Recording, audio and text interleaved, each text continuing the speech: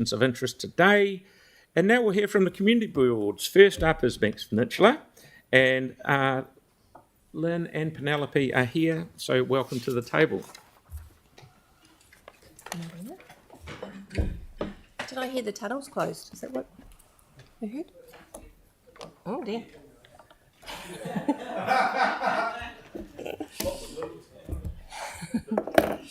Morena e te whānau. To begin with, I want to take a moment to expand on Phil's comment about Stuart Miller, who passed away recently at the age of 91. Stuart was the kind of person every community hopes to have: steady, principled, and deeply committed to the people and the place he called home.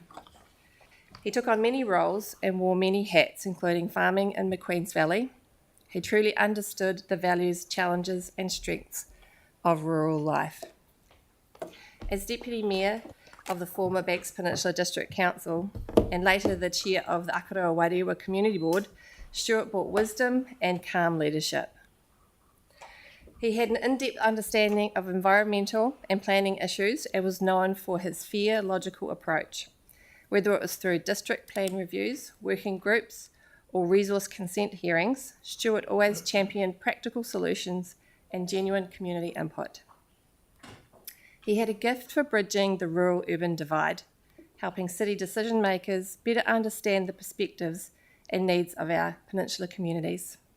His passing is a huge loss, and his legacy will remain woven into the fabric of his community for years to come. So let's begin with the BP meat site. We recently received a staff report after public consultation outlining possible future uses, a mix of residential and commercial. But we've heard loud and clear from the community that community use must also be on the table. 3 groups made a deputation, and we received additional written feedback reinforcing these points.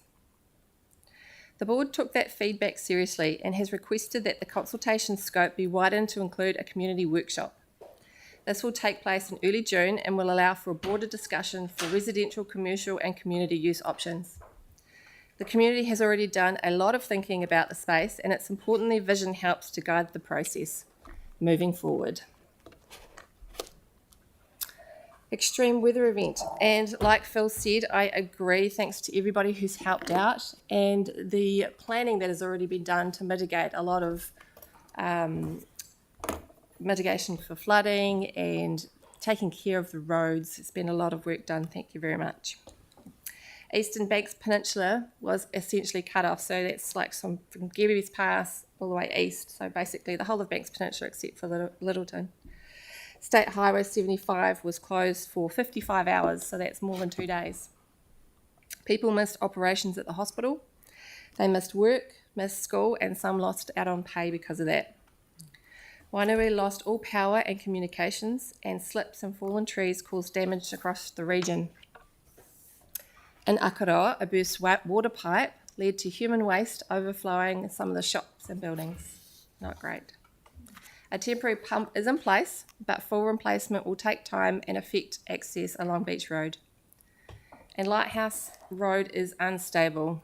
It's literally cracking, and residents nearby, including the health centre, remain on standby for potential evacuation, so there's so much uncertainty right now around there.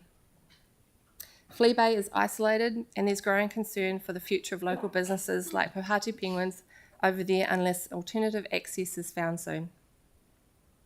Little River also bore the brunt, with flooding damaging the petrol station, homes and the pub. The Volunteer Fire Brigade did an outstanding job rescuing people from a car, pumping water away from homes and supporting residents.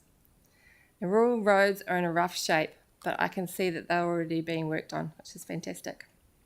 And while we're grateful that stock losses were limited, there's still significant cleanup ahead. Hearing from people on the ground during and after this event, it's clear how helpless many people feel.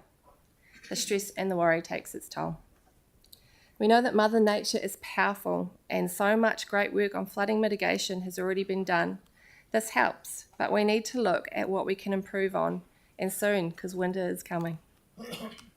Lake Forsyth is obviously a factor in this. It is critical that we have clear processes that allow for nuance around the lakes opening, especially before expected heavy rain like orange warning rainstorms, and clear understanding of that process as a community as well.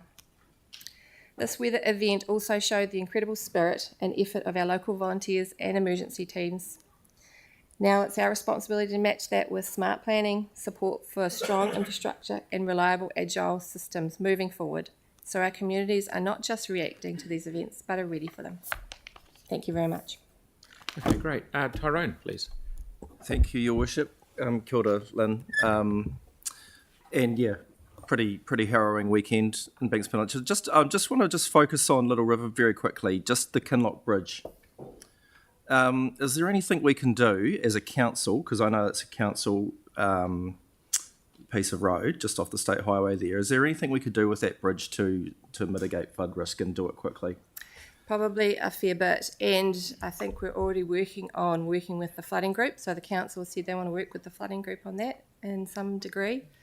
That is an area that the flooding group, so there's stakeholders from all areas around Wairewa. There's the Runanga, there's ECAN, there's the local community and city council support on that as well. So that's been going for a long time, and we've identified that area as one that we want to investigate more, and we're hopefully getting information back in regards to, we've done a study, so we've got data. Raising it would be helpful, potentially. Raising it? Yeah. Maybe. We need to understand it better. Yeah. Yeah, Okay. we do. I've talked to Vanessa Wenek about it as well, and she's willing to see what she can do from it. Yeah. Okay. Yeah. Anyway, thank you. Okay. Great, thanks. So just so that people are in the same wavelength, the Kinloch Bridge is, as you approach, correct me if I'm wrong here, as you approach Little River from our side, you can turn right and go down that road. Yep. And that bridge, or it might even be two of them, is it? Might be One bridge. One. Yeah. If that gets compromised or it can't get through there, that's what affects the whole of the township. Yes, you can see water backing back. We just need to understand, when it raises up to a certain point, hits the bridge, Yep. you can see water backing back. We just need to understand that a bit better. So there's a lot of concern from the community around what is causing the flooding. Is that the pinch point? Yeah, is that the bottleneck that's causing the grief? So Yeah. it's good to hear that we're doing some work towards that. One of So, them, yeah. It's also the only way in and out of the Okuti Valley as well, Your Worship. Is, yeah. And those southern bays, yeah. Yep. Yanni? And then we'll move on. Thank you. Just two questions from me. One is, do you know how many properties suffered from above floor flooding? Don't know. Okay. Maybe 5. Okay. Maximum 5. Yeah. Little And River. do you know if they've had above floor flooding in the past? Yes. Is Except the for the inn. is the board looking at our flooding intervention policy? Well, we're working with the flooding group to deal with the flooding. We're waiting for the information to come back on this particular okay, bit, and that cool. will bring all that into Are you hoping crystallise. that we're going to cover that in particular? Well, I think The at some flooding point, intervention policy only kicks in if we can't mitigate. So you look at mitigation. Okay, first. righto. and then Thank you. the final question was just, and thank you for bringing, obviously paying respect to Stuart Miller with your presentation today. I'm mindful that Stuart was also the chair of the hearing panel that championed Takapuniki becoming a national reserve, a historic reserve, and then obviously wanting to become a national reserve. I was just wondering, is there anything, and maybe your board could reflect on it, but is there anything we could do as a city to recognise his service to the community? idea. And if there was any ideas or any things that the board thought we could consider, Yeah. I'd certainly welcome the opportunity to. Yeah, we'll reflect on that. We'll Cool. Thank you. bring that forward. Thank you. Thanks for bringing that up. Thank you, Lynn. And good to see you too, Penelope. Thanks. Take care.